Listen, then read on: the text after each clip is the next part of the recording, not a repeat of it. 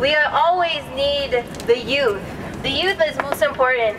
They are characterized as the blood to a movement because it keeps on going, and more youth are going to take the streets in consideration of all the things that are happening today as tuition keeps on rising and also jobs become unavailable to newly graduated youth.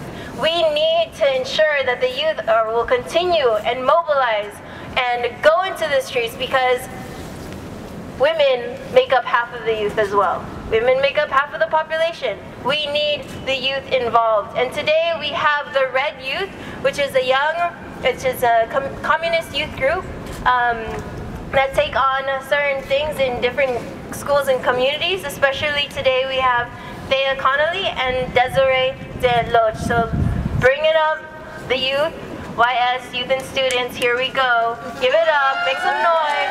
I see youth in there. Thea.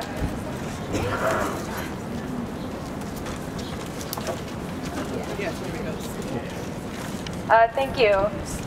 Last night I wanted to brush up on today's history about the fire, and I did. And after I finished watching it, I felt nothing but anger, and I felt the need to write something about it. And this is what I'm saying. Oppression, patriarchy. What do these terms mean? Oppression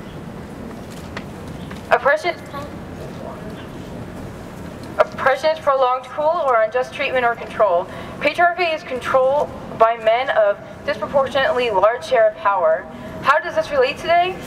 It relates because we stand here where in history oppressed immigrant women rose up against oppression, yet suffered a cruel death of entrapment and were burned alive. The shirtwaist factory was run by two men, Max Blank and Isaiah Harris.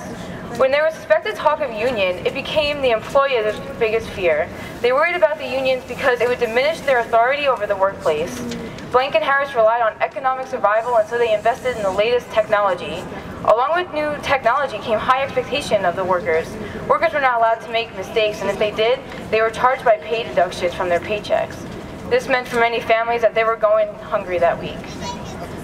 The workers were locked up like cattle. They were not allowed to break, not even for water, and when workers were finally allowed to leave, they had to go through a final inspection. This inspection included checking the purses of the workers, preventing theft.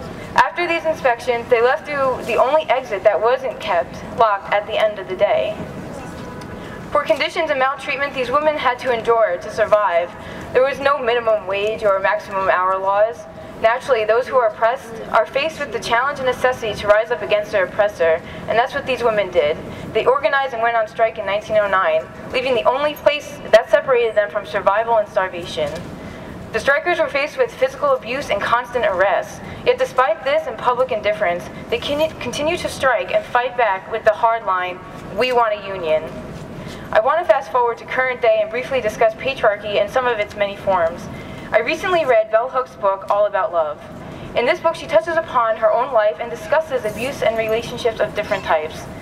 Something stood out to me that hasn't really crossed my mind, and that is that patriarchy is encouraged not only by men for men, but also by women themselves. I have to admit, I had to stop and think about this for a while until I understood. Society breeds this despite its attempt to be progressive.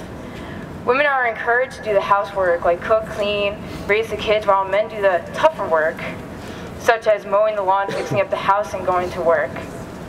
We as women are still placed in boxes. We are supposed to be dainty, quiet, and do what we are told.